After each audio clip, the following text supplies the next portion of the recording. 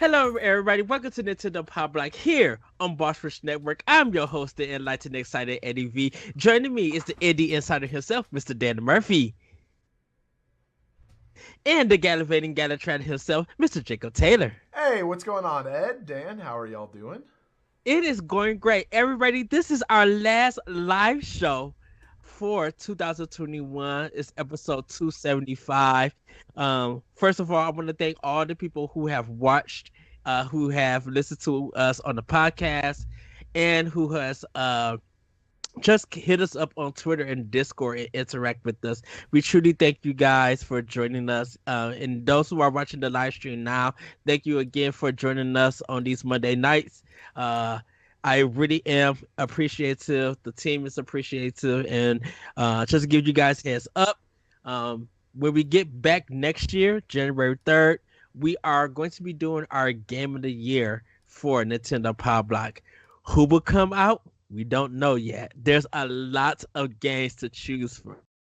You guys will just have to wait 2 weeks. It's only going to be 2 weeks until the new year, before the new year happens, and you will have your answer for the Nintendo Pow Block Game of the Year. But there's also more, everybody. If you go to bossrush.net, you can check out our merch store because Nintendo Pow Block actually have merchandise, hoodies, shirts, caps. You can all get it that says Power Block on them. And you guys really should check it out. It'll be a good Christmas gift. Or, gift to yourself. So do go check out bossrush.net and check out the merch section on the website.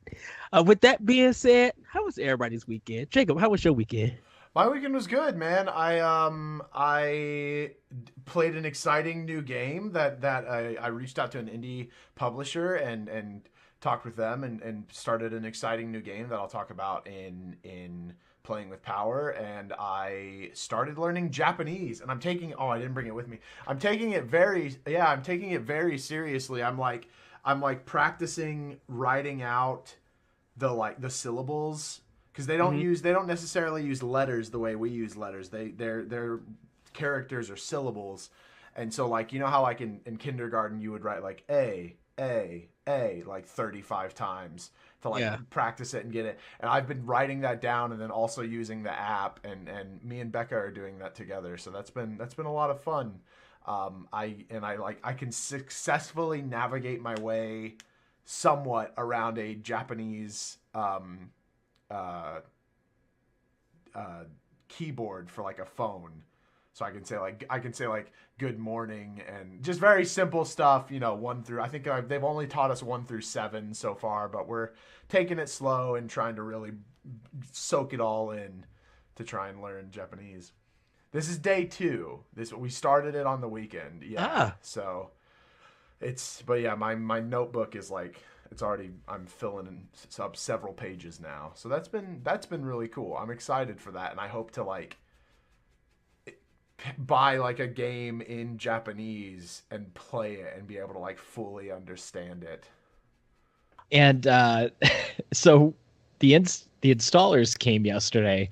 They showed up in like a whirlwind. They like drilled holes in our roof and in our walls and everything. And then they're like, you know what? The plan's not even going to work for this. So we're going to give you a new plan. And they just wrapped up and left. So now we're just sitting here with like holes in our walls and everything. And we're like, huh. This didn't work out great, but at the end it will work out. So you're switching to solar energy? Yeah, we're trying to. We think we can get enough sunlight for it. That's awesome. Well, for me, had my Christmas rehearsal this week. The 19th on that Sunday is the actual Christmas performance, and so a presentation, I should say. And so I actually had to sing alto for the choir, and I was just like, I feel like I'm losing my voice, so I got to literally take it easy this whole weekend. I've been trying to say, you know what? I'm not going to try to sing or anything. And all weekend, I've been singing. I'm like, oh, dang it. So this week, I got to kind of hold it down. But I have started Halo Infinite. and it's so buttery smooth on Series X. The delays really helped 343 Studios. I'm definitely enjoying this game. Loving doing the side quests and everything. I got an achievement today that I put on my Twitter. It's called Please Shut Up. And it's when you destroy a propaganda tower that these grunts are telling like the stupid story, and you destroy it and you just get like this achievement for destroying one. I'm just like, oh, that's very funny. But I am enjoying that. And then see some amazing endings. One clappy hand, Greek, the Gus. Like I've seen some indie games that's also they're gonna be on Switch, but they come in the Xbox. And I'm like, you know what? I need to put some indie games on my Xbox, on my Series X, because I feel like sometimes when Xbox get indie games, I need to support it on that platform. I'm not worried so much about PlayStation and uh, Switch, but I was just like, man, I need to support indies on this platform because I want more indies to come to Series X, and they just always get ignored and everything. So, but that was kind of my weekend and everything, and also getting ready to write year-end review for Nintendo itself, so you guys be able to check that out on Boss Rush Games in the coming weeks. Just a whole overview of what things Nintendo released, like the hardware, the games, the events, the wackiness that they had. It's going to be a really good one that you guys should be able to watch. Be able to read and everything. But with that, everybody, we're going to get into Snacktendo. Dan, what have you been snacking on? I've probably talked about this a few times, but we make our own ramen at home, and we had that for dinner tonight. So it was just like A+ steak ramen, good stuff. I the moment people mention ramen, I just pass out because I love ramen so much. That's awesome. Did you add any like sides to it, like No, we just go vegetables? straight ramen. Eat the ramen, whatever's in it. Do like bean sprouts, the ramen noodles, you know, green onions, steak, Ooh, hard boiled egg, all the good stuff. nice. What about you, Jacob? What you been snacking on? Okay, so I have been waiting to come back on the show because I had an experience that I wanted to talk about for Snacktendo. So, as a lot of people that follow me know, I drink G Fuel. I'm one of the very many people that drink G Fuel. Hashtag not sponsored. Hashtag please sponsor me, G Fuel. Um, listen, the wizards at Gamma Labs who make G Fuel blew my mind a couple weeks ago because they released a new flavor in a tub that's called Raspberry Pi. And Ooh, if you haven't had G Fuel before, basically it's always like except for one which was very much like an April Fool's Day joke flavor, which was chili dogs from Sonic. Okay, like not from Sonic the Restaurant, based off of Sonic the Hedgehog because he loves chili dogs. That was like a very obvious like joke flavor. Everyone that like tried it said it was awful.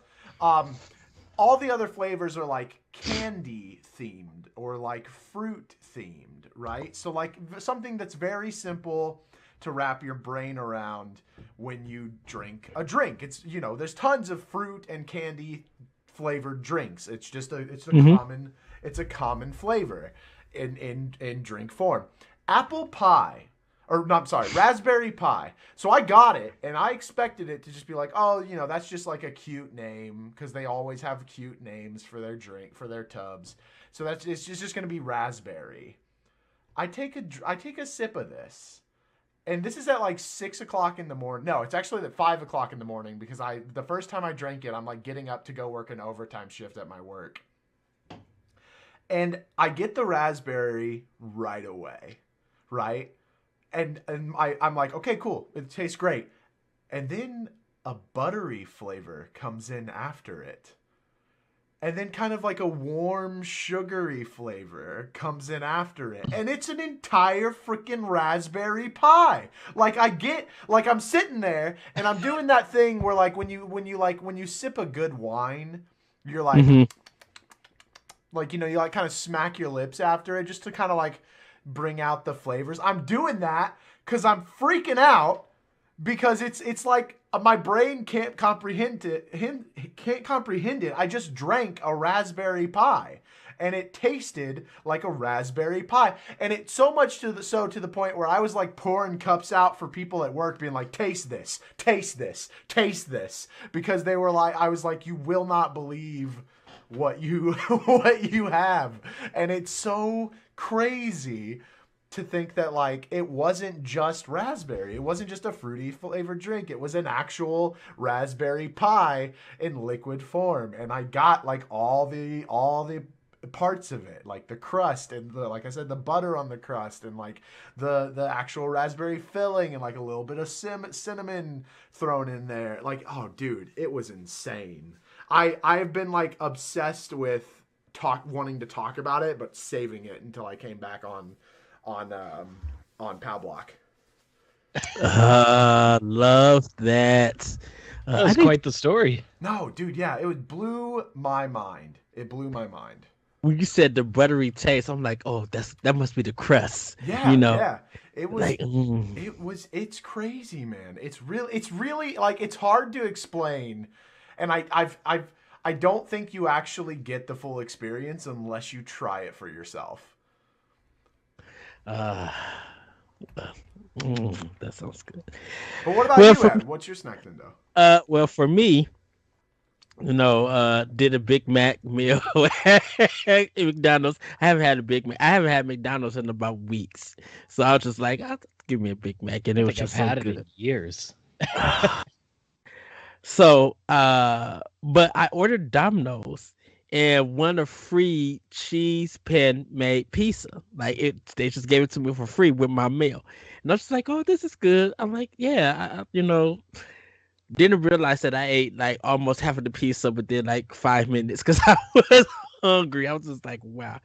But I went to our grocery store that's like kind of like 10 minutes from me and Crush the pop. They have a 2 liter sparkling fruit punch.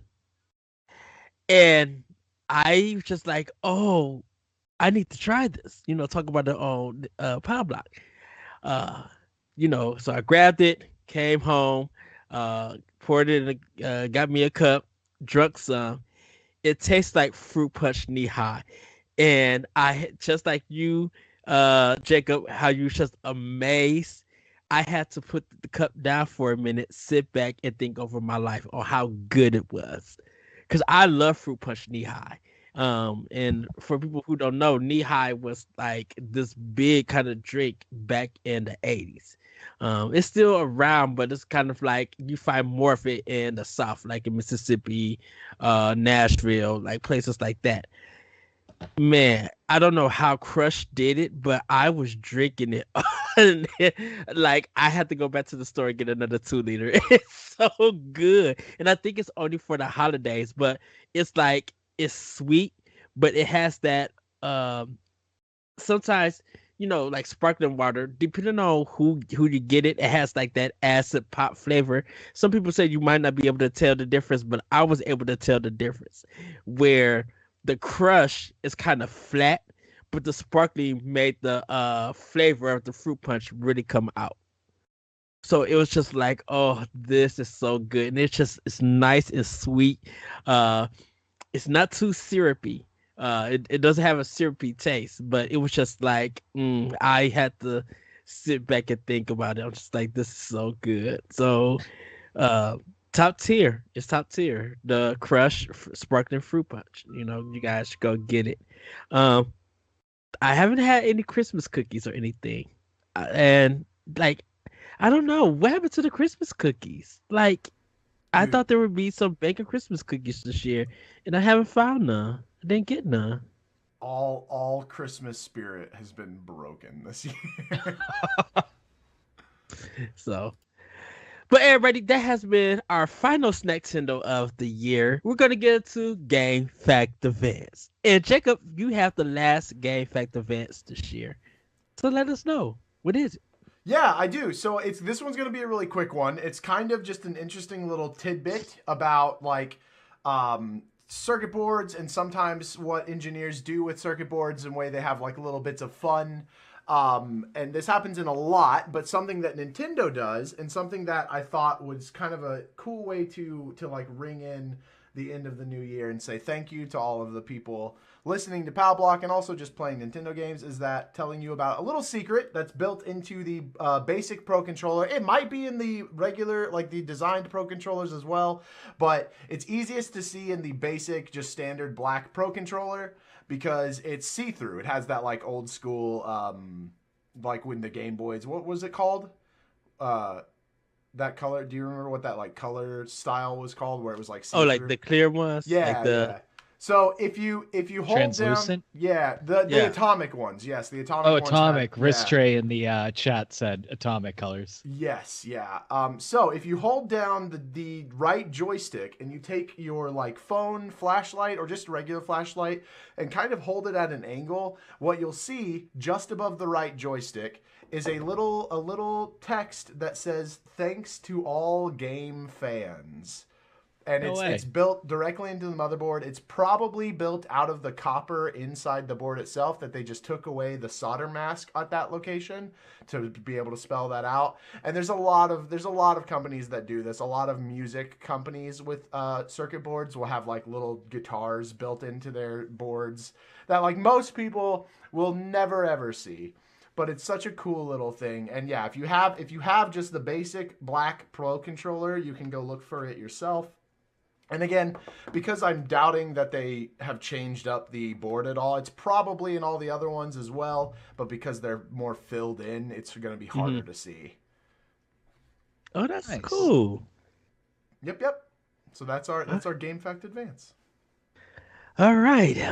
There's a lot of Game Fact events, everybody. So if you miss one, you can find us on youtube.com. Check out a lot of our shows. We have a lot of Game Fact events out there. Facts that you guys could check out when you watch that show. But now it's time for it, and I'm so ready for this week's Fibby News. Yes! Dan, take it away. All right. Okay, so we'll start off with this week's upcoming releases. Starting off, we got Shovel Knight Pocket Dungeon is coming out today. Probably should be on the Switch now. I can't really tell what this game is. Are you guys familiar with the Pocket Dungeon for Shovel Knight? Yes. I am not familiar with it. Mobile-ish game? What is it, Ed?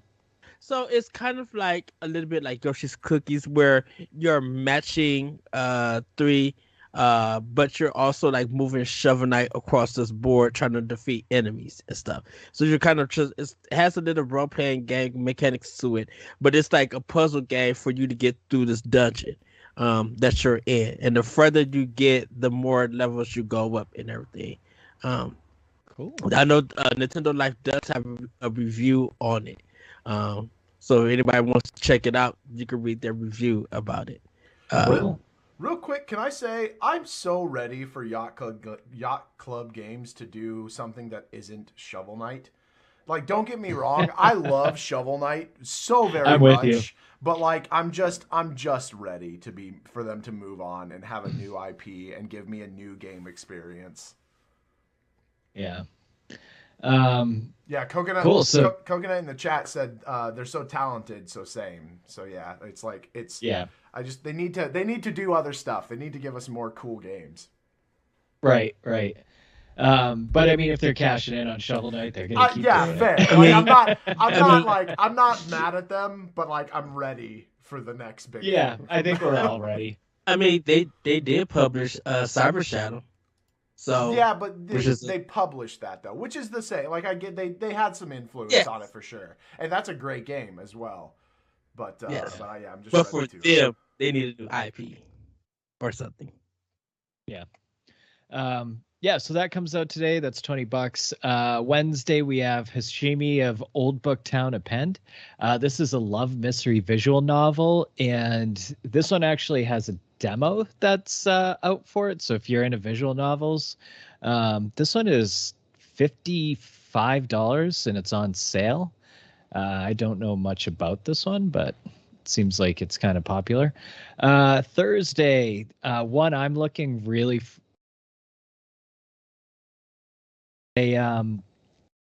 it's just the solo adventure. It's like a 3D puzzle platformer. It's an indie game, and I forget the name of the developer, but it looks super cool. And it's Studio Inky Fox, so I'm gonna get that. That one's on sale for $13.59. Another one for me is Crazy Zen Code Word that comes out on Friday. I'm a huge crossword puzzle fan, so this one's right up my alley.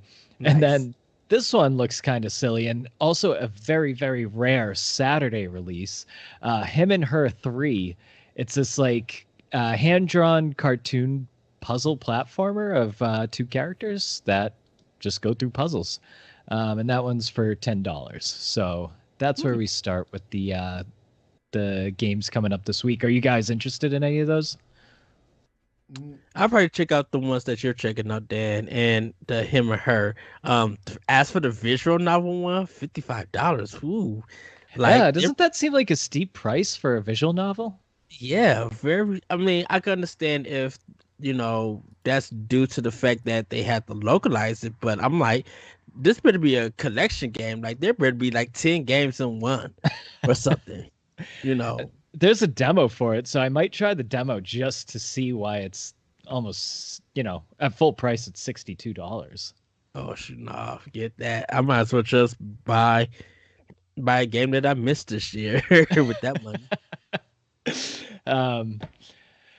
Jacob, anything for you?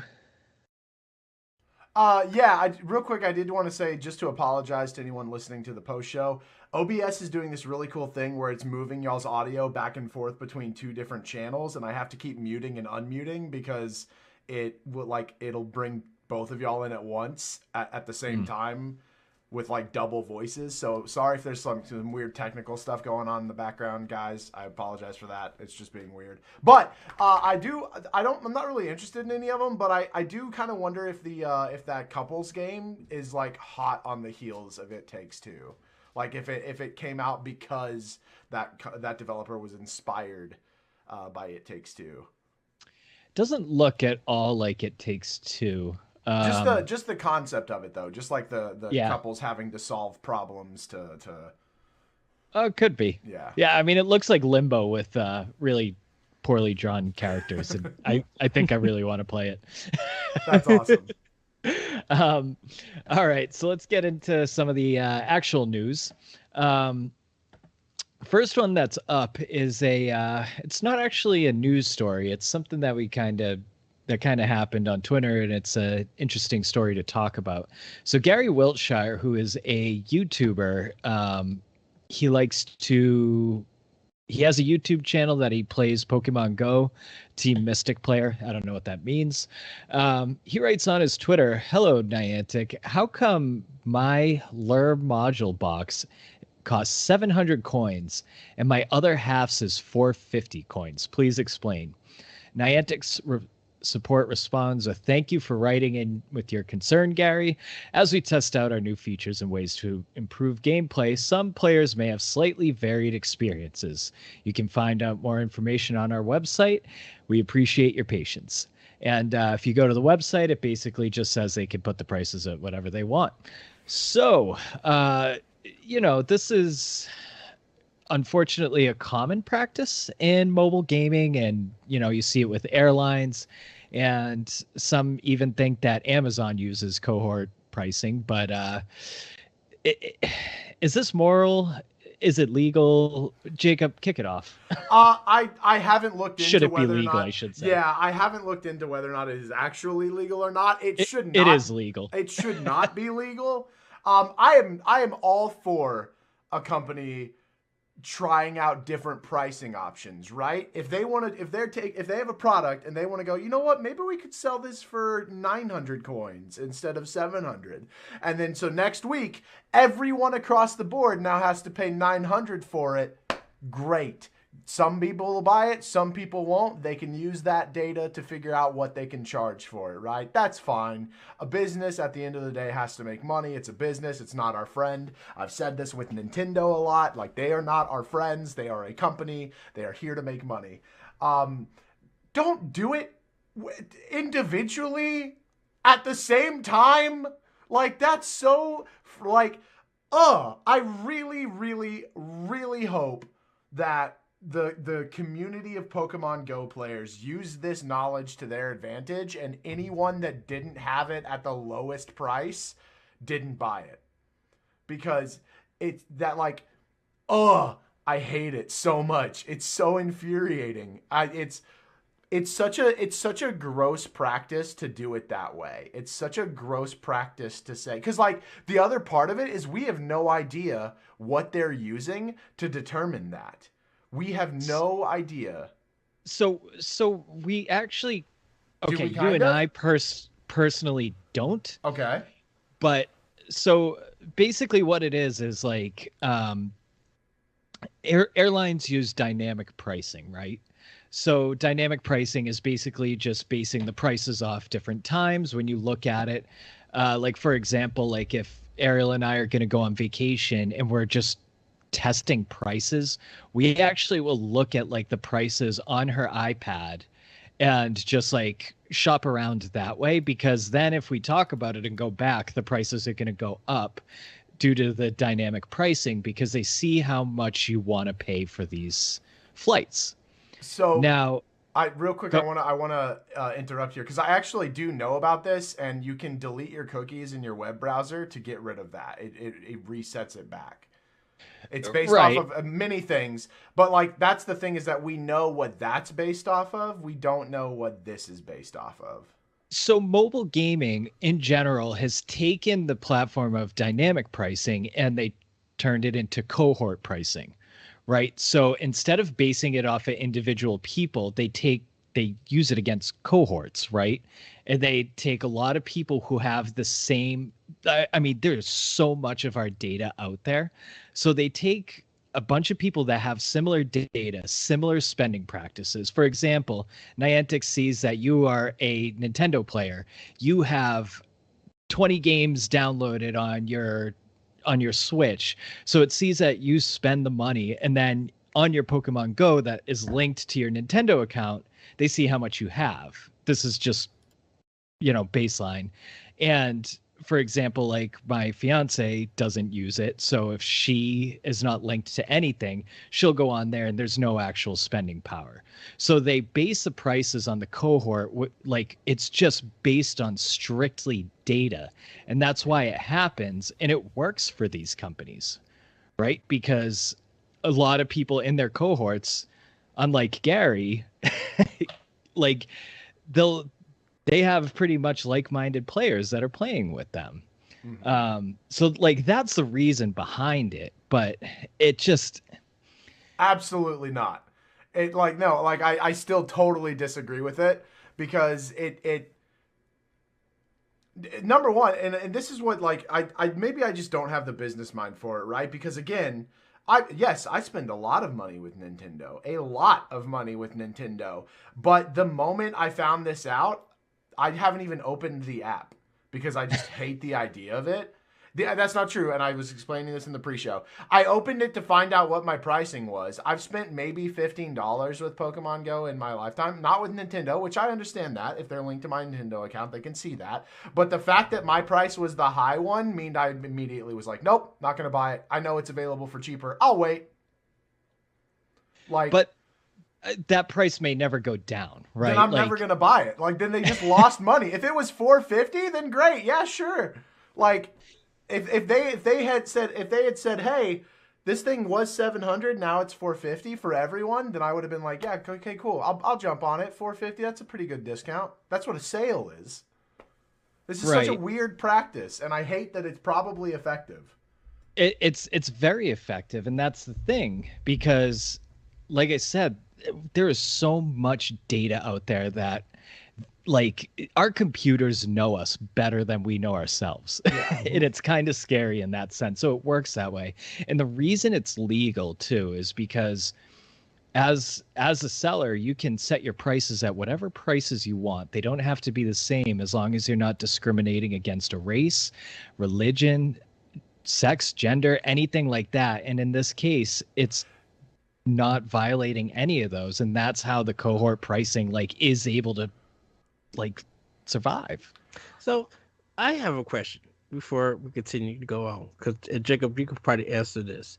When they say $700 coins, is that in when it comes to real world money? Is that $7? No, it's not like a one for one thing, which is another really scummy thing. Nintendo used to do this too with their Wii music, their Wii point things. Oh, I hate it. Oh yeah, where it was like the game would be like a game. Oh would no, be, no, no, no, no, no, yeah. no, no.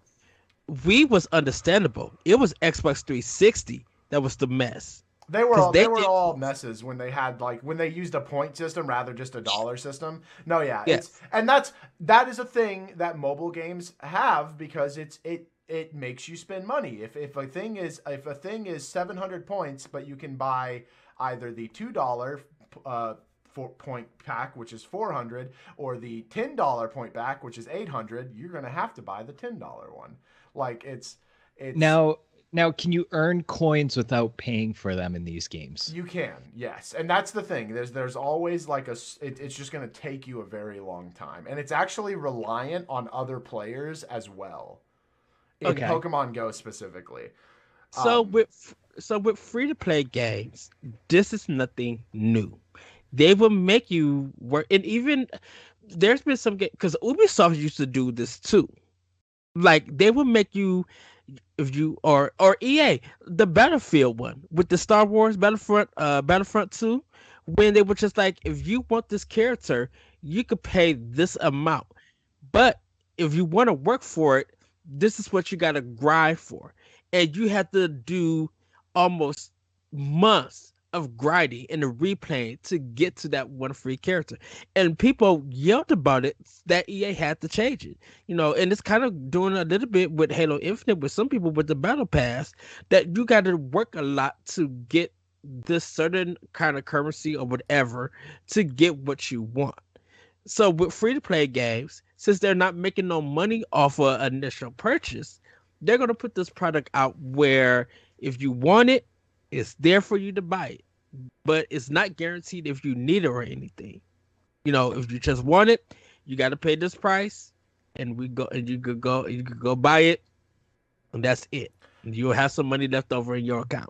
And when you agree to a lot of these contracts and all, when you say I agree and this is my data and all of this to get the enjoyment of that game, you know what they're going to do. If anything is free to play, they're going to charge you an arm, leg, and a heart for it. So don't even act like any of this is brand new. They've been doing this for years for a lot of mobile games, and even with some games that's on consoles. So yes, it is upsetting, but it's there as an option. If you need it, you're going to have to pay for it. Other than that, you're going to have to work for it. And by the time you actually get to by the time you probably get to that amount that you need, it's going to be worthless. Yeah, and I think kind of just based off what you're saying, Ed, I don't fully see an issue with the cohort pricing in mobile gaming, in free to play, right? Because that's not money that you have to spend. That's optional money to spend. Yes. You don't have to spend that money to play the game. Well, yeah, you and don't have like to spend the money to do anything. exactly. So it's a medial option. Like, Mario Kart Tour, it does the same thing. You can buy rubies for X amount of price, and there's probably different pricing if like Ariel downloaded it versus me. But like, I'm not spending that money on it. So I don't know. I don't. Go ahead. It's a different conversation for the three of us because we have like not the wherewithal or like Mhm. the brain. That's a weird way of saying it, but like we are steadfast enough, and we've done gaming long enough to be able to be like, nope, we're not going to participate in this. We'll just move Right. on to the next game. But and then but the one thing that I did want to kind of point out, which is weird to me, is that it I don't think it should be legal if they're trying to say that they're not going to discriminate, because there's a difference between equality and like having the ability, equality and ability. Because like, yes, me and my next door neighbor, we both live in the same area. If we both do the same amount of things, um great. But like, I might be in a situation where I live in this same area. I'm part of this cohort, but I can spend $200 on a mobile game, and because he's a part of it too, he can't. Then he's just out of luck, and maybe he's super into it, and like that's why I think it's a problem, is because just because somebody might be in a group in a cohort group that they have the equality to do so, doesn't mean they have the ability to do so. I did want to shout out Restray real quick from the chat. Mentioned that you can use Google Rewards app to take surveys and get money to use in the Play Store. So if you are into it, there are apparently ways to, like, if you do a little bit of research, I'm sure there's ways to get around it and like not spend a dime. Um, Right. but So just to counter what you're saying though, like the cohorts aren't like area based or anything like that. It's strictly data based on like what you spend, how much you've spent, and like basically what you've spent it on. So like your cohort could be like 6 different people that are across the world, mhm. and then you'll be put in with this particular pricing.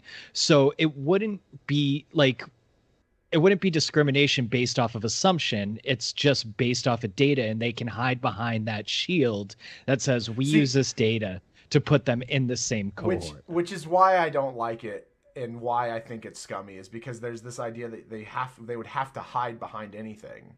If Right. they can't come out and tell me point blank, this is how we get this information, this is what it's based off of, and this is how we decide prices, then there's something scummy going on. There's some loophole And happening. that's That why it's important to read those contracts before Yes, you no, agree. I absolutely, and you're know right. This wasn't a new thing at all. Like you right. are right about that.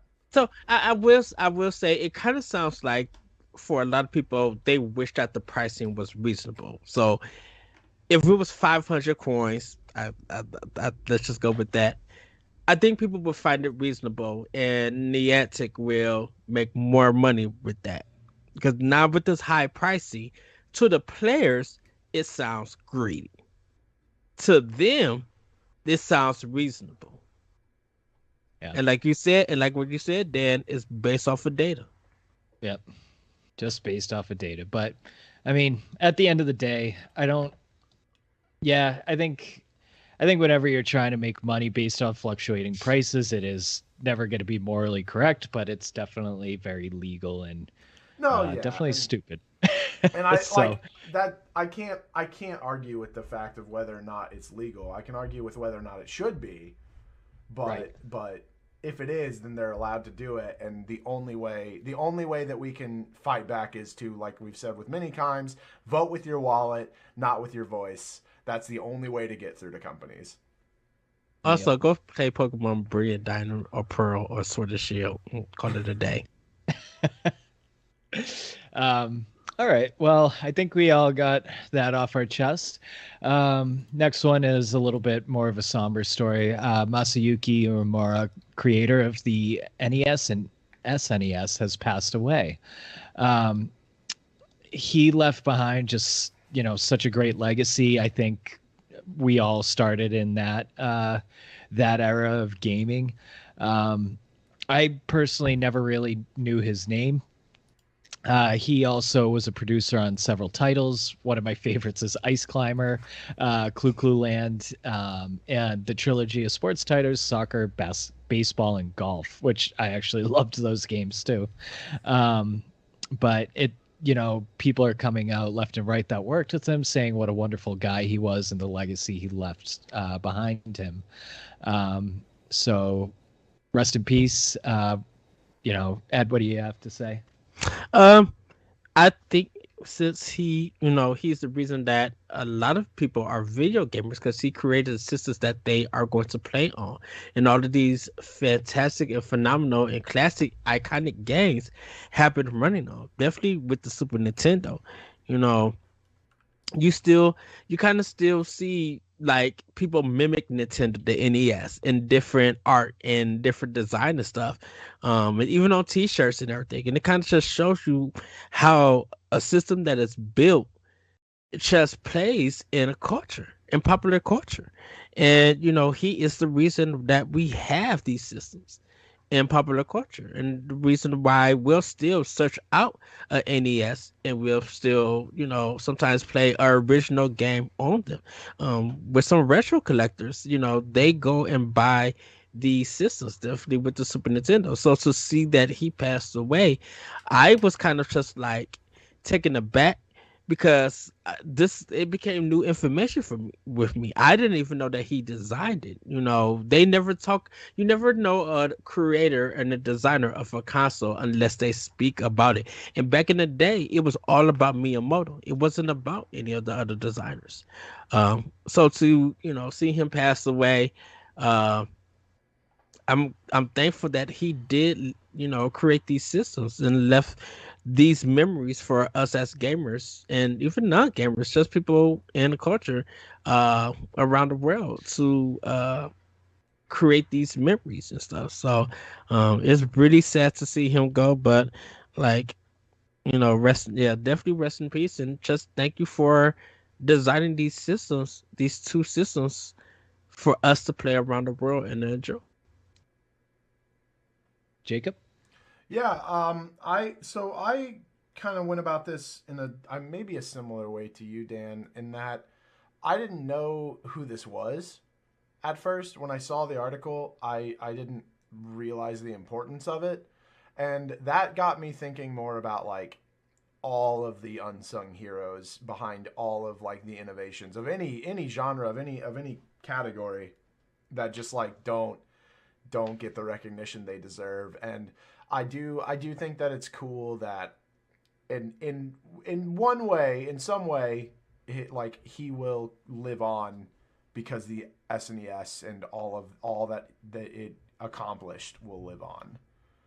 And that's kind of cool to me. But it did get me thinking a lot about like just like the people, the non Masahiro Sakurai's and Reggie's and Miyamoto's and yeah, it just all of the people that put the effort into it that really don't get enough credit, the credit that they deserve. So Um, cool. Well, we'll move on to the next one. His legacy lives on, and I will certainly keep playing NES and SNES games for a long time. So, next up, we just got the Nintendo Switch is the best-selling video game console in November with more than 1 million units sold, and they have been the top-selling console in the U.S. for 35 out of 36 consecutive months, excluding September. Because as Jacob has pointed out, the OLED was coming out in October, so it took a little bit of a dip. Yep. So, I mean, they sold another over 1 million units. I mean, at this pace, they're gonna smash the record of the Nintendo Wii. That was like their main selling console. I keep thinking it's gonna slow down. I don't see how they keep this torrid pace going. Guys, what's it gonna take for Nintendo to slow down? Like, is it gonna keep going this way, and where does it end? Jacob, kick it off. I don't think that it does slow down. Maybe a little bit when these electronic shortages stop, but just to bring a little bit of like light into that situation, it's not going to stop in next year. It might not even stop until like 2024, 2025. There are parts that are being pushed out to those dates that are impossible to get. Ooh. Yeah, so it's not going to stop anytime soon for difficulty to get systems, but I think that we have started focusing on this number as like a hardcore gamer aspect and haven't given the Switch its like recognition that it deserves as like a Wii level of casual player. I think a lot more casual players are picking up the Switch, and I think multi-children homes are picking up like several Switch Lites, you know. And I think if they continue to like just monitor that and drop prices or bundle when needed, I think they'll keep this up. I was very adamant when the Switch lost its ground in September that the only reason it did was because people were waiting for the OLED. So no one, because no one would. No one's going to buy a system if they know the new system is coming out in 1 month. Right. What do you think, Ed? It's going to be on OLED.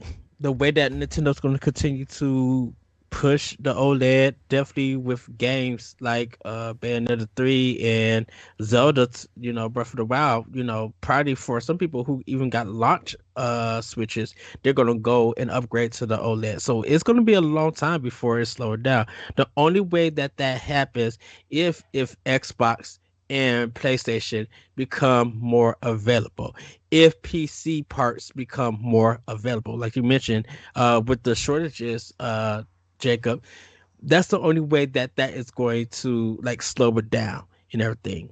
Right now it's not the games. The games are just the games have been hot. They've been consistent. They've been good to go. I think more people have been buying more games on Switch than any other console, and so. Or it's been piquing more interest that people are like, I'm going to pick up a Switch. We're still seeing people online in different social media areas taking pictures that they got an OLED, that they even got the original Switch, that they got the purple light, that they got the Pokemon. Maybe they find another store that just got some random Switch that no one paid attention about, and they snagged it up. I wrote in I wrote a blog, like I said, for Boss Rush, where it's just like Nintendo will place something right in front of you, and if they grab your attention and you don't have no regrets and you end up buying it, you're contributing to the sales. So I think literally it's not going to stop. It's going to be a long time, definitely with a banger year of games that's coming out next year. Yeah, they're gonna continue to sell. Yeah, I actually didn't think the OLED was going to be enough, but boy, was I wrong. And then if they just do another Switch iteration to the Switch Pro, or even if they do like some sort of even downgraded Switch that like only kids are gonna have, you know what I mean? Like, there's so many ways they can do it, and it just seems like at this point they can pump out Switches and make them like the iPhone and just have little tweaks here and there and have it become big. Maybe if they release more games on their Nintendo Switch online service, Dan. Which they are. So Banjo-Kazooie is coming to Switch in January 2022. Everybody's favorite Smash character. Most wanted Smash character. He actually has a game, and that game came out in 1997, and it is coming to Switch next month. We don't have an exact date. It seems like there's probably going to be a game a month, which I'm happy with because I just finished Ocarina of Time, and I am very happy playing Paper Mario right now, and it's going to take me a little bit. Are you guys looking forward to Banjo? Absolutely. I am. I never got to fully beat all of Banjo. I played a little bit. You played it though. Yeah, I played it, but I didn't get to beat it. Because I didn't buy. I'm gonna be upfront with everybody. I didn't buy the game, but I have family members who had it, so I played it at their house. So this one, I can't wait for it to hit Switch and play it. And good that you mentioned Paper Mario, because I need to start Paper Mario on Switch. I never got to, like I said, never got to play the N64 version. Nice. Yeah, I'm really excited for it. I played it a little bit just like you, Ed, but I never finished it because I had only played it at a friend's house. So my mom never bought it for me when I was a kid. So yeah, looking forward to that. I hope we get a date soon. And last news bit. I know it's been a hot news segment, but the Game Awards happened last Thursday, and Metroid Dread won the Best Action Adventure game. But that seems to be about really the only big award that they won, even though they had a few nominations. And Nintendo didn't really have any announcements or any presence at the show. Ed, did any Nintendo games get snubbed, and are we gonna see a Nintendo Direct soon because of the lack of world premieres? Of of course, Nintendo games got snubbed. The world ends with you, Monster Hunter, Rise, uh, Skyward Sword, What Garage. did Skyward Sword get snubbed How for? did Skyward Sword get snubbed? Was it even nominated for anything? No. I wish it did get nominated. There were just like a lot of Best games that remake. came out. A lot of games that came out this year, throughout the whole year, have been on Nintendo. And it feels like with the Game Awards, it really felt like anything that the spring. I felt like the spring and summer got missed, and there was only maybe one or two games. And then everything else was really the fall. That everybody put. Now, this is the thing that everybody got to know. These nominations go out to game journalists around the world. Once they get to the five or six highest ones, they'll bring it back, and then that's when we get a chance to vote on it. Um, so that's kind of how the system works with that. And I think this year was kind of, for a lot of people, a very big disappointment, because it was, in a sense, it felt joyless. It didn't feel fun. I understand they went back to being live, but with Nintendo not having no trailers there or participating in stuff, it really felt like very, not mundane, but it felt uninteresting, and people just didn't like it. Not even for the awards. Like, even the awards itself got treated kind of in a disrespectful manner, where it's just like, well, here go the best racing game, Forza 5. Now we have performance by Imagine Dragons, and it was just like, you didn't even give time for the game to get its win or anything. So it kind of felt, I know everybody's just like, well, this is more of one and add thing, but like, even some of the trailers, like the only trailer that I really got hyped about and was really my, like, drop my jaw, was the Hellblade 2 trailer. It looks beautiful. But then, with nothing else coming from this show, Was that the one that he was saying, like, he had teased a game that was in production for like 2.5 years or something? Was that it? I think it was, because it was the only, because when they showed it off, it was 2019 that they showed it, because that's when they announced the Series X, and then, like, for all that time, it was never going to. It never showed up at any else's presentation. Microsoft never allowed Ninja Theory to show it, and I guess the Game Awards was the only one that they were able to do it, to show it. But yeah, with Nintendo not being there, and I understand when Doug Bowser gave his Metroid Dread kind of thing, it was a very PR-ish, but that's Nintendo. Mhm. It really felt like It Takes Two shouldn't be in a family game, because that's about two parents who goes through a divorce. Yeah. What family game is that? If And if you can't hand the game off to your kids, say play this and then leave the room, that's not a family game. right, and you're forced to play with another person in order to get through it. You cannot play that game single player or anything. It forces you to play it with another person. It winning Game of the Year really got me, because I really think that all the other games that were on that list was well deserved. Even if Metroid Dread didn't win Game of the Year, Ratchet and Clank should have won. Deathloop should have won, because it was probably one of the most surprising games of 2021.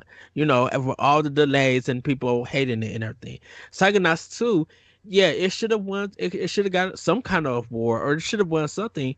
Um, because it is a great game, and even Resident Evil Village. But It Takes Two, I kind of felt like they only gave it to him because he flew from wherever he came from, and he was there in attendance. It's one of those kind of logic things. The people who are in attendance there will win the award. Anyone who is not in attendance there to win their game. I don't agree with that, because I think, especially for the Game of the Year awards, I think all of them had somebody in attendance for it. I I have not played It Takes Two, so I can't. I haven't played any of them except for Metroid Dread, so I can't really speak onto the quality of any of them. I'm not going to argue that it should or shouldn't have won Game of the Year. It should not have won Family Game at all. It shouldn't have even been on the list as Family Game. Um, I do think that the reason the show felt so lifeless is because, and I said this while I was watching it live several times, that like it was the same like 4 games for every category plus like a wild card. It was Deathloop, Psychonauts, It Takes Two, Ratchet and Clank, and then there would be Resident like Evil Village. Resident Evil Village. Like those, the last 2 would like switch up every from time to time, right? Unless it was just a wild category like racing, where none of them would fit for it. And then the other thing is that like all the trailers were very samey. There were a few that were interesting and different, like the one with the like Fortnite, but it's brawling was weird. And then like the new terror game with like the I think Slither heads. Like that thing was interesting, but like all the other ones were like, hey, here's this new survival horror game. Here's this new open world action shooter game. And there were like 30 of them. It very much was it's an interesting showcase of the state of gaming right now, and I think we're getting back into that. If y'all remember back in the Xbox 360 and PS3 days, every game was just like brown color palette. And I think we're getting back to that. I think they're falling, like all of these games were like dark, gritty, like just, you know, and a lot of people feel like all of these trailers could have been shown at E3. Mm-hmm. Like there was nothing about it. Like it kind of felt like to a lot of people there wasn't no indie support, like showing different new IPs. Like if you're going to be at the Game Awards, yeah, you can have some follow-ups, you can have some surprises, but people want new IPs. They want something that's going to feel fresh, because if they look at it, not many people are going to remember about your trailer at all. We were talking when they showed off Ultimate Alliance 3, when they showed off Joker, when they even showed off Wild Hearts Cybernover, people were talking about that game for days after the show was done. Having no one talked about anything about the Game Awards besides being upset about how it was treated. So I can't I can't remember. I think it's Forspoken. It's that game with like the girl main character, and she gets like pulled back into a fantasy land. That game is something that I'm excited about. I got excited for that game looks super cool. It does. It looks so good. I'm glad that I have a PC to play it. I was excited about GTFO. The like concept seemed really neat, so a friend actually picked that one up for me so we could play together. But like that is very much a thing, Ed. Is that like I don't care about all of the rest of the games pretty much. I've almost reached this point with the Game Awards where like I go into it not expecting anything at all of as far as game announcements go, and then like I don't get anything, and I'm just kind of like whatever, to the point where I'm like, I wish it was just an award show, man. Like I wish it was like instead of this whole 3-hour long bunch of different stuff happening, I wish they just took an hour of our day and said, here's all the awards that game. Look at all these great games from last year. Have you played them all? No? Here's some you should buy. Like, I wish they would get rid of the announcements so that people would stop getting hype over nothing and then being disappointed over nothing. Like, I think cutting the show down by an hour should be good enough, because I'm just like, yes, the esports and all of that stuff, you can have all of that ready for the pre-show and everything. But I kind of would just like it where we get maybe 10 or 12 categories. If we're going to get a musical performance, of course, we want to hear it from stuff that's from a game with some gameplay. You know, for the people who like made the music, like I would love to see if that would be able. Definitely, if you get some indie developers there, let them come in and play a track from their indie game, and while talking about it, you could advertise while they're playing music if you want to. Be like, you just heard a track from Gris 2. game coming out on everything in 2020 in March. We just gave you guys a little preview on how the game will look and hear some of the music. Like do something like that and then move on if you want to move on. I don't need anything Mountain Dew or Dorito Man or some tea-looking robot coming on to hand an announcement card. Like I don't need all of that. Just give me the awards. Change up of all the games that came out. Don't just make it a lot of fall games or something that just dropped like 2 or 3 weeks before the voting is cut off and stuff. Because like I kind of feel like that's unfair, in a Well, sense. and that's a big problem with any award thing is that like people have a tendency to not remember the experiences after enough time Mhm. has passed, so they forget how good a game was, and they don't unless you have somebody championing a game. You don't get somebody to come in and like make an argument for it that to be the case.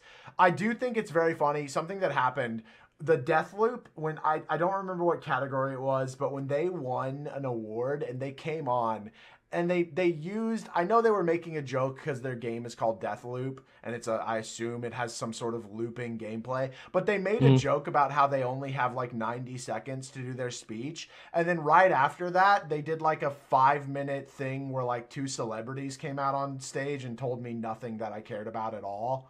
Like, don't do that. Don't do that. Give the people who win the games, give the developers, give the whoever comes up to accept the award, give them time for a speech, let them say their piece, and then like have the celebrity come out and just be like, "Hey, here's this new game that y'all are excited about. Me too. Woo!" And then have the trailer roll. Like, don't.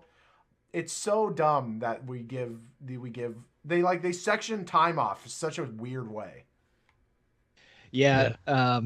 And then Ristray in the chat said if they did switch to focusing on more awards and ads and trailers, they should make AAA and indie categories because otherwise the indies have little chance against the big guys. So I'm assuming they mean like, best indie action game or best indie puzzle game, that kind of thing. And then they also said maybe limit how many categories a game can be in from the get-go so we don't get that kind of repeating process like you said, Jacob. No, yeah, I absolutely agree with that. And if it became more of an awards-based show, they could do that. They'd have the time to, because they wouldn't be wasting their time with trailers announcing stuff in a thing where they're not supposed to. I mean, in theory, an award show is not supposed to make announcements. It's supposed to award the stuff that's already happened. Yeah, So, we all know that money rules everything, oh and yeah, Of course. they Yeah. pay for advertisements and everything, and then the money changes the show. I personally never really watched the Game Awards. I never really got excited during any of the announcements that's been on them, and I've never really cared to see who wins. So Well, I I think skip out on it every year. I think the nominations itself was a lead into of this show being problematic because there was a lot of stuff that was very divisive, and people just like I know various people just like, why haven't this game been on there, or why haven't this game like why was Cyberpunk 2077 on there? Did it get on there because it sold a lot? Because that game was problematic from its release, and the full game still isn't. I mean, the game is out there, but the quality of it is not going to really be there until next year. But it was on for role playing game of the year, and it's just like, huh, I really? remember I'm being like, pretty upset about that because there's a couple of games that like I really loved this year in the RPG category that didn't even get nominated, and seeing a broken game get in ahead of like Bravely Default 2 or Monster Hunter Stories 2, I was like, come on, man. right, I and wish. Go ahead. oh, go ahead. Oh, I was just gonna say, I think with It Takes Two, and this is gonna be my final piece with it, because a lot of people might, I have something, I have some, not ill will, but I have some problems with the person who made that game. I'm gonna leave it at that. But I feel like It Takes Two doesn't represent all the great titles that came out this year that people played and talked about. Because the first thing a lot of people were saying was, I've never played this game. I've never played this game. They mentioned all the other games they know about and they have played or tried out. It Takes Two, they never played. So how does it win this kind of award? And it may be because of the votes that people made for the game. But was that enough for a lot of people? Because when people saw it, I don't feel like a lot of us who voted for that game put the not effort, put it as their game of the year. Because the response was, I've never played it. Metroid Dread, people played. Why? How we know that? Because it sold 3 million. We seen speed runs of this game. People are still playing that game, trying to get it down to like 59 or 35 minutes. Like people are still playing Metroid Dread. Yeah. It Takes Two, for what I know, people played it maybe for 3 weeks and it fell away. Yeah, I think I only know one person that played it, Take Two. Final thoughts, Jacob? Yeah, the only thing that I have final thoughts on is that like it's really disheartening. So in Nintendo winning best family game is kind of a meme because like who else is going to win best family game? And there have been other years where like a decent family game has come out that's like in the running with the other 4 Nintendo games. Mm-hmm. But so for It Takes Two to be the one that wins and like breaks that meme streak is just really like, man, I don't agree with this at all. If I was running the show, I don't care how many votes got in for It Takes Two for that category, I would veto it. I'd be like, nope, doesn't matter. Like it's not a family game. Yeah, I mean, I think it's tough too because like Mario Party Superstars isn't actually a new game. It's just a bunch of old games put into one game, and then you also have Mario 3D World, which again is a 2013 game, and what came out this year that was part of it is a single player, and then you just have Chaotic WarioWare game, which is pretty niche in my opinion. So it's not totally blasphemous. I would have given it to Mario Party Superstars, but it's still kind of like I would agree to a game that dealt with divorce. Yeah, what sort of family game? There's also that. But hey, I mean, it could have been just a weak year for 2021. So I guess, we can segue into doc mode with that one. Back to you, Ed. Jacob, did you have something last to say? No, I'm good. Back to you, Ed. Okay. Yeah. Well, everybody, we're going to get into doc mode. Since it's our last live show for 2021, I thought we should reflect on Nintendo themselves and talk about how, as a company, they did this year. Did they come out strong? What was a disappointing moment for them? We're going to dig into all of it. So, Elite Block Agents, let's go! And I actually have a list of the games that came out. So we got Super Mario 3D World plus Bowser Fury. We have new Pokemon Snap, Famicom Detective Club, The Missing Heir, and the girl who stands behind. We got Miitopia. We got Game Builder Garage, Mario Golf, Super Rush, The Legend of Zelda Skyward Sword HD, Pokemon Unite, WarioWare Get It Together, Metroid Dread, Mario Party Superstars, and Pokemon Brilliant Diamond and Shining Pearl. So we got about 13, 14 games that came out. What did you guys think? Was it a strong year for Nintendo? Dan?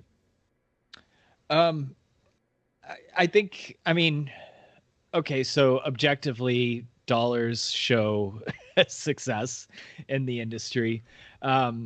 Subjectively, it was like my favorite year for Nintendo in a long time. Being such a JRPG junkie, like I had Bravely Default 2 come out. I had East 9 come out. I had Monster Hunter Stories 2, which was amazing, come out, which also got me into Monster Hunter Rise, which came out this year. And then we have Shin Megami Tensei 5 that came out this year. I was just like loving this year. I thought it was going to be a down year coming off the pandemic year. 2020 was tough for developers and everybody. But there was so many games out there that I just like loved. I loved Mario 3D All-Star, or not 3D All-Stars, Super Mario 3D World. I never got to play that game on Wii U, so super excited that I got to play that. Also, very happy that I was able to play Skyward Sword again. Not my favorite Zelda game, not even in my top 10, but it still had fun, and I was glad I was able to play it again. And two games I didn't play, but I was glad to see WarioWare and Metroid get revived, and like loved seeing the hype around Metroid too. So, on top of all the big announcements that they had, the games are great as well. All right. What about you, Jacob? Did Nintendo come out strong this year? Um, I'm gonna say no. Okay. I'm gonna say that they had a very good year in terms of like refamiliarizing their franchises with Mm-hmm. new players, with people who specifically with people who didn't pick up a Wii U.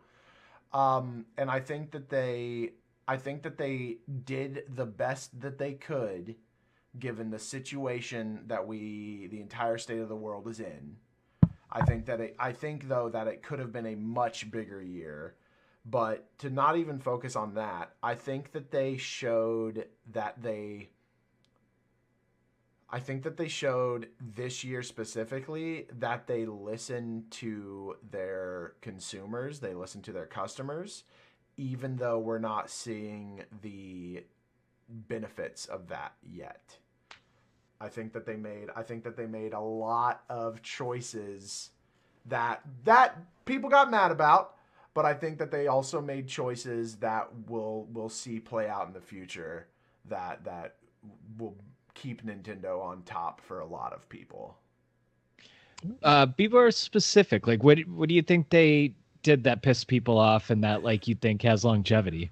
Yeah, well, so I personally think that the Nintendo Switch Online service, the Expansion Plus, is great. I think that they've made a very good decision with that. I think that people are sleeping on the family plan for that.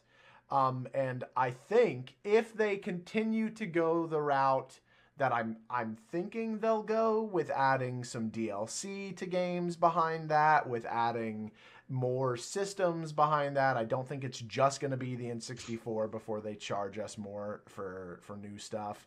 I Mm-hmm. think that we will see that play out in a positive light. However, people were very upset with the price cost, but it's because we went into it with expectations, and we had no reason to go into it with expectations. And I think a lot of people, to add on with that, didn't grasp the pricing system. Mm-hmm. $50 is the total, not $50 added on. So people thinking, oh, it's 50 some dollars. So they're thinking they're paying $70. Mm-hmm. No, you're paying the $50 plus the tax. Meaning that if you already own Nintendo Online, you're paying a lesser price, so it could equal up to the $50 because you already played part of it. So people didn't think of that it's a portion of that 50 that you have already paid. Now, if you're new to it, yes, are able to pay the $50 if you want to have the expansion pass. But people just thought, I think people just didn't get the math portion of it. And another win that they had. And it's funny because so this is I have this theory that probably a lot of people have, that like nobody complains when things are going correctly, and but nobody points them out either. So when your nose is working, you don't wake up in the morning and think, man, it's so good that I can breathe out of my nose. But when you have a stuffy nose, it's all you can think about. Nintendo throughout the year has been very good about finding product. People were freaking out when the Zelda amiibo and Joy-Cons came out and nobody could find them. They sold out. And you walk into a store right now and you can find them. They're there. You can buy them. And I think that they have been working on, it's a slow rollout. We wish that they'd put out more, but I think they've been working on building up stock before making something available so that they can provide enough for everybody. The one thing that I have not been able to find is the N64 controller through the Nintendo Switch Online service, but they have made a public statement saying that there will be more coming in 2022. Like they've addressed it. So it's more of a production. Yeah, they've heard our cries throughout the past years saying that, you know, it's just so hard to find everything. Why is it always like this? And they've made it, if you just be patient, if you just wait, you will be able to find it. Okay. Well, for me, I think they did come out strong this year. It's not their strongest year. I think they came out strong. I think their strongest year to me is their 2019. That was just a bunker of games that just dropped. But I think they did come correct. They did come strong because, you know, we got Sora and Smash. We got an E3 presentation that we are still watching and looking like we actually got to see Breath of the Wild 2 in action. And of course, there's a whole bunch of memes and stuff, but we got to see that game in action. We got to see Bayonetta 3 in action. Metroid Dread, you know, and when they said Metroid 5, you know, everybody's like, ooh, what is this? And for a lot of people, it was just that one trailer that kind of run them E3 for Nintendo in a sense. We got some Famicom Detective Club. Like, we got 2 remakes that never touched America, and then most of us Nintendo fans in America did not know about. So that's a new IP to us. Game Builder Garage, you know, that's something for the summer. Game Builder Garage. It's so good. Like, it really got you to teach stuff. When 3D World came out for Mario, like I said, me and Dan and Jack played it, and we howled and laughed at all the craziness that came out. You know, there was just so much good things that they got. Then they announced their esport thing with Smash and Splatoon. You know, Nintendo stepping out to do that after definitely with Sony buying Evo and everything. Nintendo was just like, you know, let's find a way that we could still be able to bring this out. And you know, they're doing what Ultimate and Melee. With Panda. Yeah, like that's cool that Nintendo was doing this. Oh, go ahead, Jacob. Well, I was gonna say, so that's another thing is that like they are making the strides to like catch up to everybody else. Yeah. Finally, it's been so long that they've just been so far behind every time. Where it's like, come on, Nintendo, everyone else is in 2021, catch up. And now they're like, hey, we're in 2019 now. And so they're just 2 years behind, and like maybe next year they'll just be 1 year behind, and maybe 1 year they'll have rollback netcode. Maybe 1 year they'll have rollback netcode, and then like I see them doing that because that sort of stuff is they're realizing as newer younger people get higher up into their corporate ladder, they are able to make their voices heard, and they are realizing that the generations have moved on and that they want a new focus for the company. Yes, and then, you know, Nintendo Switch OLED, when people say, well, I'm not going to buy it, they got it in their hand. And not only is it talk of the town, a lot of people were just like, I can't go back to my old Switch because of how good the OLED is. It's crazy. I can't go, like, so I'm bringing my old Switch to travel with me for work. Mm-hmm. And it's like, it is night and day. I didn't think there was going to be that much of a difference with the OLED. You know, because like I even play handheld at home all the time. Yes. So it's like I just couldn't believe what a difference it makes on the OLED. Right. You know, and I think they just that Bluetooth and Switch, the headphones that I got, I didn't know how of a game changer it was going to be. You know, because I didn't think about, you know, Bluetooth pairing with my Switch because I was playing it on my TV, or I would just play it at work for a few minutes. So I wasn't thinking about having headphones in it or anything. Now that I got these wireless ones, it's a great way to play Switch. It's a great way to hear a lot of the sound design and music in the games. Yes, they are late about it. Once again, does anyone talk or care about it? Not so much. So I really think that Nintendo did come out strong. Now, Now, there have been some faults. There has been some disappointments. And I think one of the disappointments has been like I kind of wish that we would get more. I mean, this is a common one, but I wish that we had more directs this year, and I really wish that we were able to see more indie games and third party games. Like I wish there was a direct really focus on big AAA third party games. Even if there was ports or something, I wish there was a direct coming straight to us for that.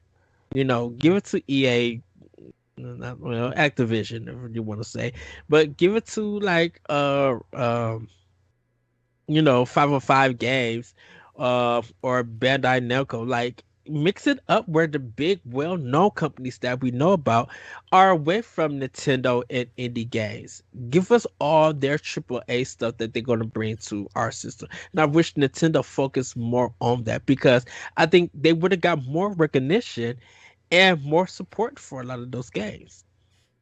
What about you, Dan? What was kind of the disappointing thing for you for Nintendo? Hmm. Um, I don't know.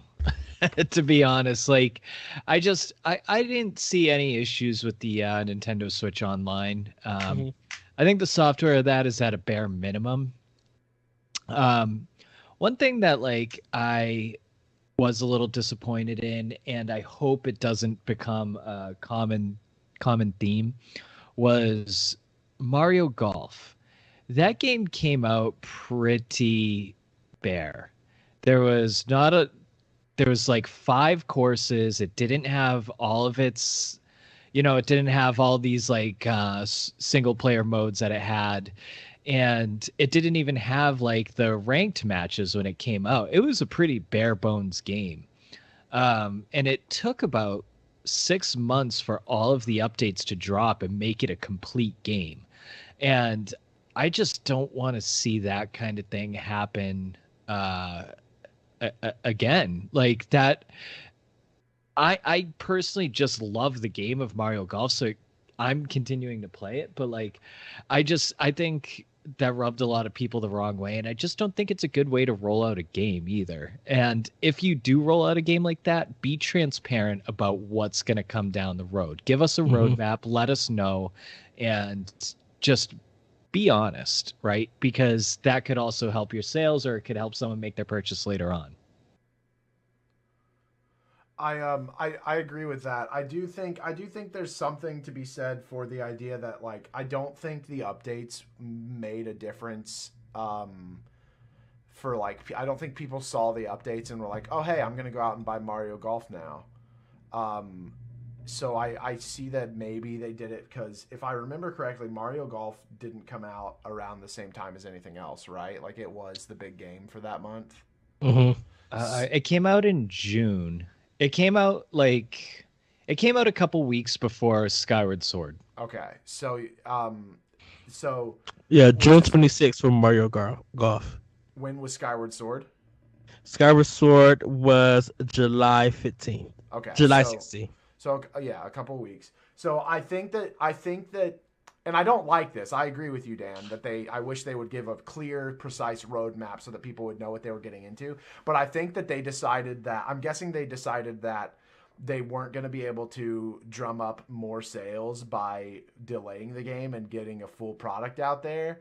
That it Mhm. was worth it to just put something out there so that people could play and then they just get it in. And I don't agree with that. I think that that's pretty lame. I think that they could be transparent about it. Maybe even say like, hey, the game's supposed to be $60, but we're going to charge $30, and then if you choose to buy these extra packs, it'll end up being $60 total or something. I don't know, but Right, but just to counter one thing you said, where you said I don't think that people saw the update and then decided to buy Mario Golf. mm-hmm. I, it was the opposite of like I'm thinking the opposite of it. It's like the people who had already bought it put it down, and the updates didn't bring them back. Yeah.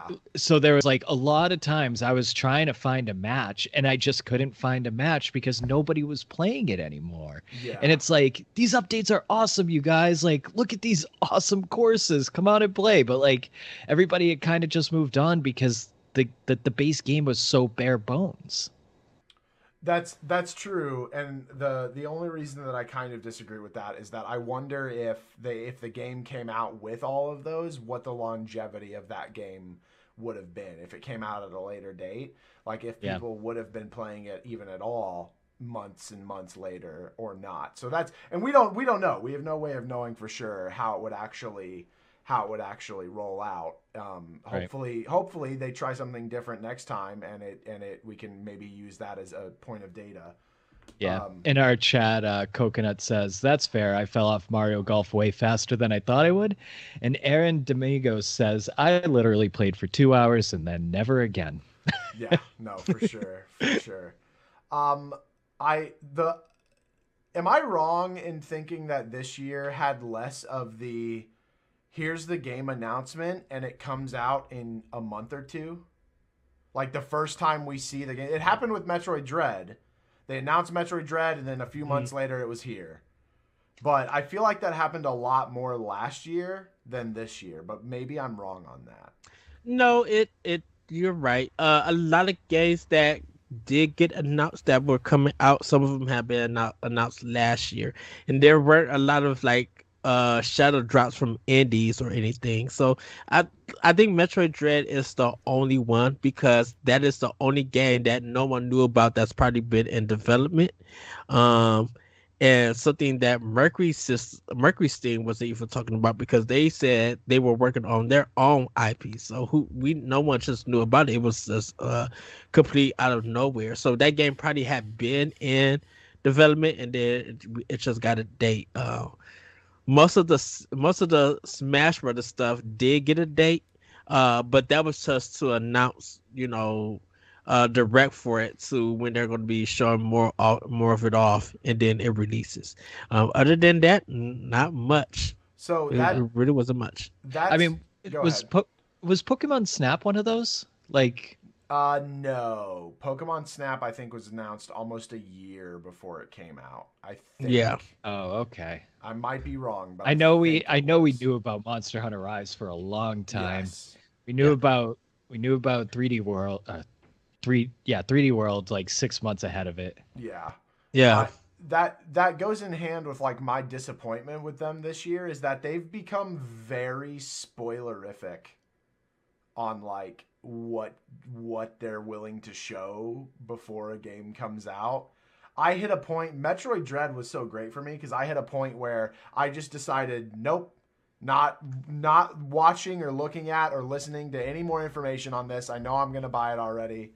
So I'm just going to go radio silent on Metroid Dread and announcements from Nintendo. And I know a lot of people that didn't and got like totally spoiled on almost the entire game. Well, it's very weird because they didn't really go hard on promotion for Metroid Dread until 2 weeks before the game came out, because that's the time that even we reported on or talked about it that Metroid Zero Mission and Fusion were making sales, and everybody was talking about going through it, but like they may have like announced maybe one new thing, but everything else no one knew about besides the intro. And that's when Nintendo showed it. Like no one knew what the full game was going to be about until it actually came out. Well, I mean, like I know a lot of people knew that you fought Chozos, which was not announced like within the early part. Like there were like hints, but they never actually just straight up showed it. I know that I believe it's okay to spoil stuff now, right? Like we're past the state of statute of limitations. At least you could say spoiler alert. Spoiler alert, if you haven't played Metroid Dread and you don't know anything, I'm going to give you like 10 more seconds while I talk. You fight Kraid in Metroid Dread, which was super super cool. And I feel like they showed that in a trailer. I'd have to double check, but I'm pretty sure after I fought it and freaked out about it, somebody in my chat was like, "Oh yeah, I knew about this already." They did show it, but everybody didn't know that it was Craig because of how quick it was. Because even when I didn't know until I got to him, be like, "What the world is this?" And then I had to go back to look in the trailer, and be like, "Oh, they did show it," but everybody was just excited that the game got announced. Like there was no kind of breakdown to it. Yeah. Okay.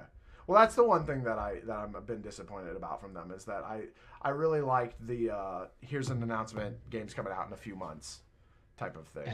Like when they did Paper Mario. Yes, that one that was great. Hilarious. And I love it because that carries, like the hype carries itself because people are finally for the first time figuring out about a game existing, and then it's Age of Calamity too. Mm-hmm. That one was wild. Yeah. So too bad it ended up sucking. No. Dead. I hated Age of Calamity.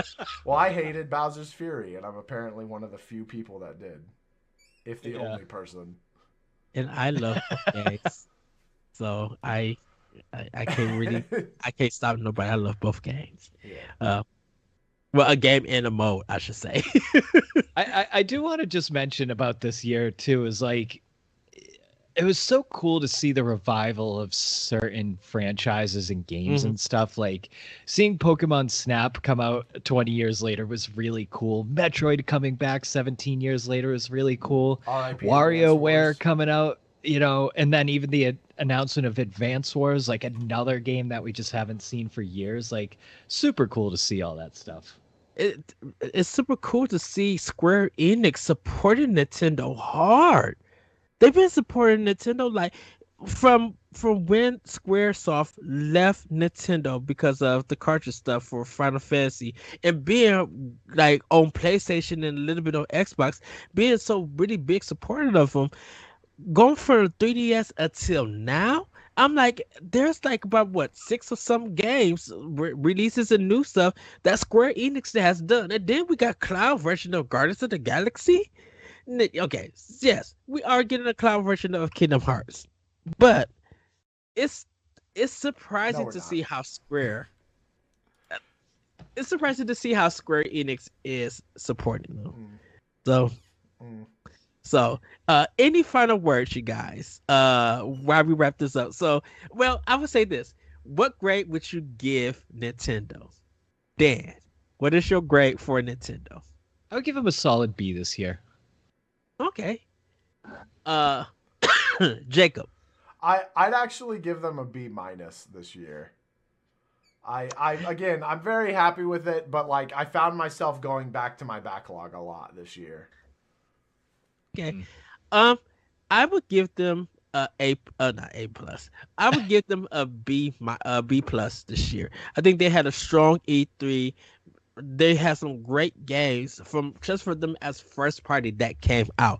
I'm excluding the third party indie games because I kind of just wanted to focus on Nintendo. Because if I added them, I think it probably would have been a straight A. Voice of Cards, everybody go play that. That's such a good grade. And go play My Son the Stories too.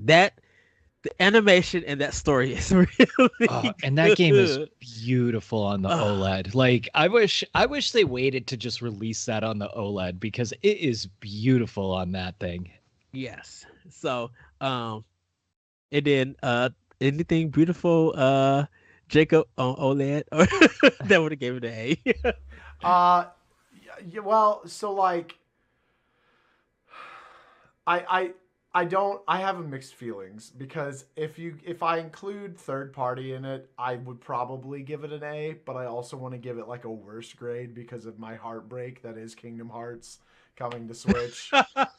And that is Square. Like I'm so glad that you championed Square Enix, Ed, because I have ripped into them a lot this year. I just said I just said support. No, yeah.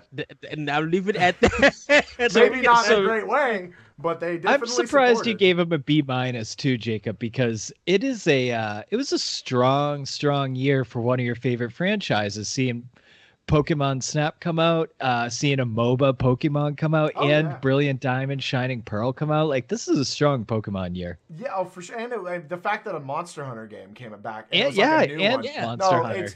it's just I have to look at the entire year and think about how long did those carry me through the entire year, because it's again, I went back to my backlog a lot. Like, I played a lot of Pokemon, but I played a lot of Pokemon Sword and Shield. I played a lot of Zelda, but Breath of the Wild after I finished Skyward Sword.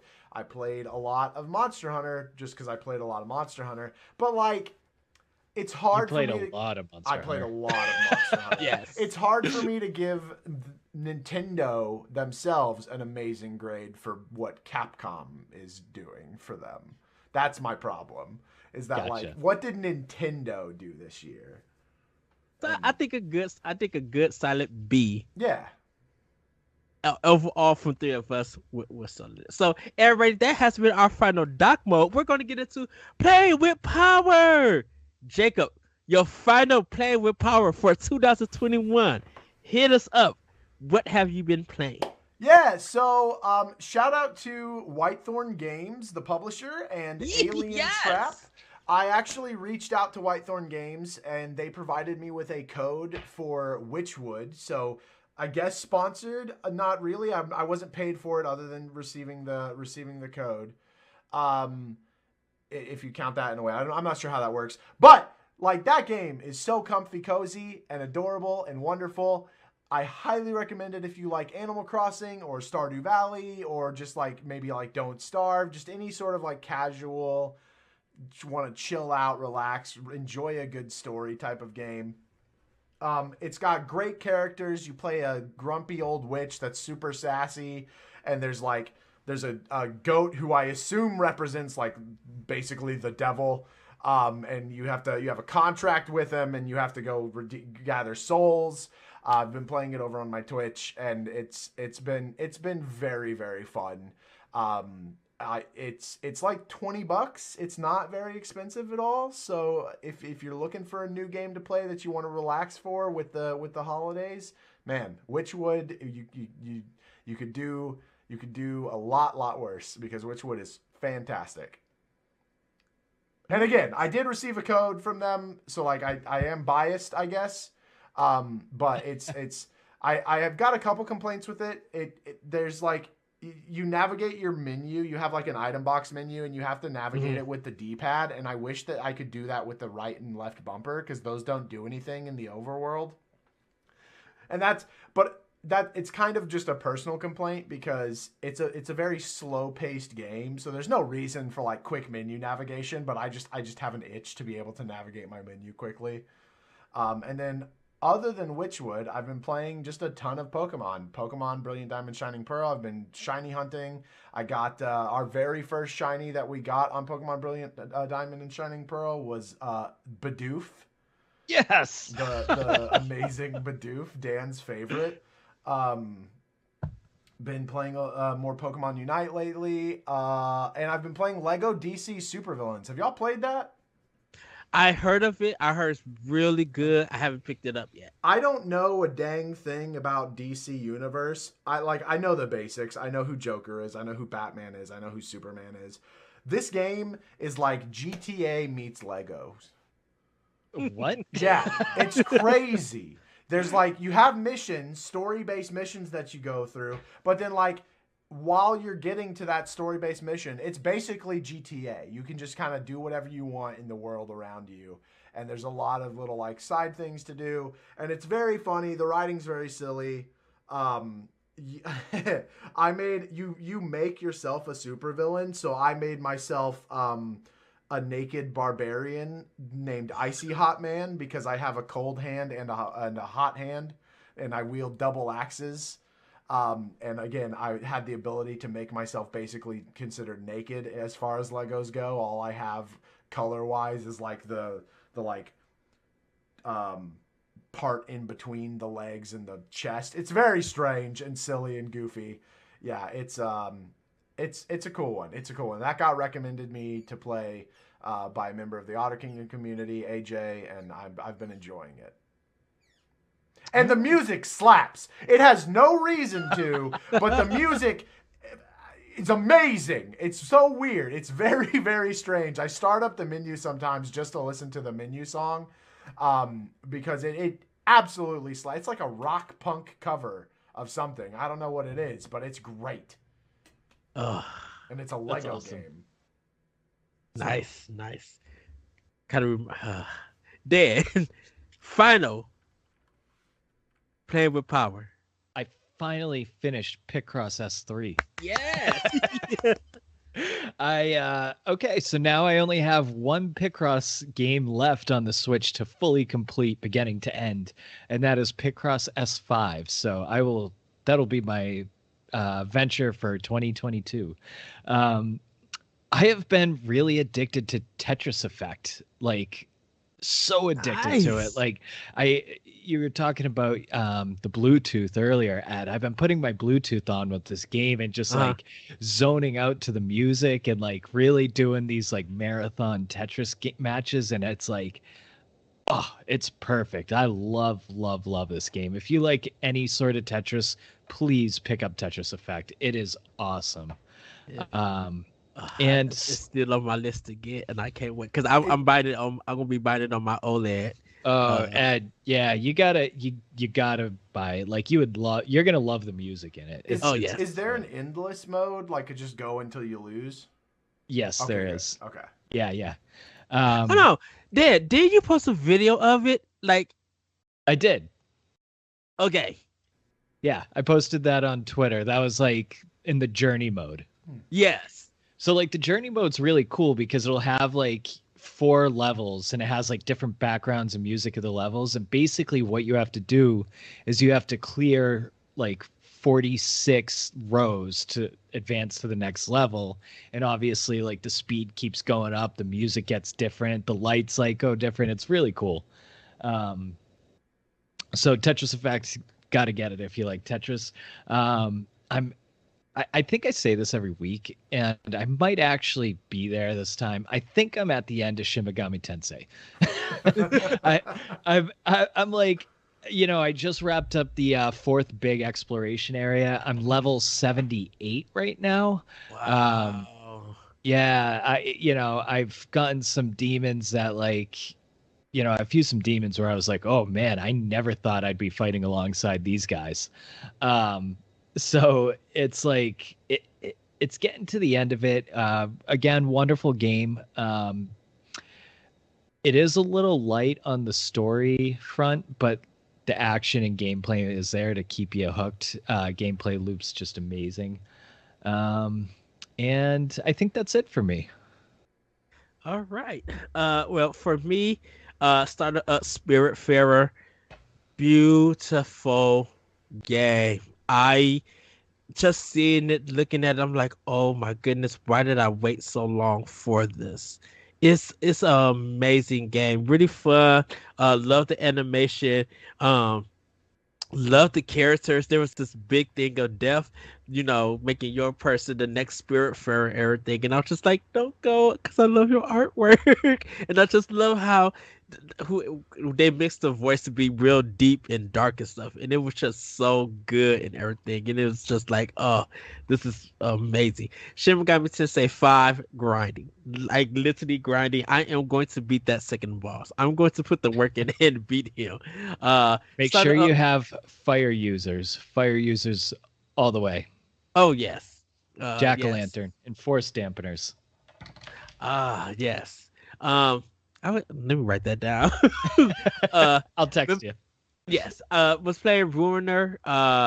Getting that game. It's like a isometric, like cyberpunk kind of dystopia, arcade shoot 'em up game. It's really nice, really cool. Brilliant Diamond and Streets of Rage 4. Been playing, making progress in that.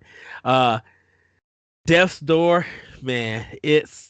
I was thinking of what is my ultimate game of the year list.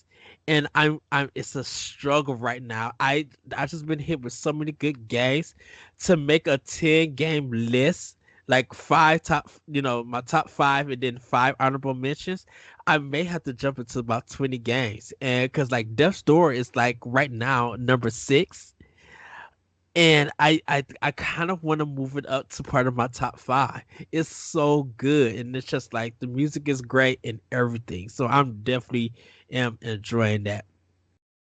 So what is Death's Door like? Is it like what kind of game is it? I haven't looked into it at all. So it's an action adventure style game. It has it's kind of almost like a Link to the Past in a sense. It has this dungeon kind of exploration, and you get different special items.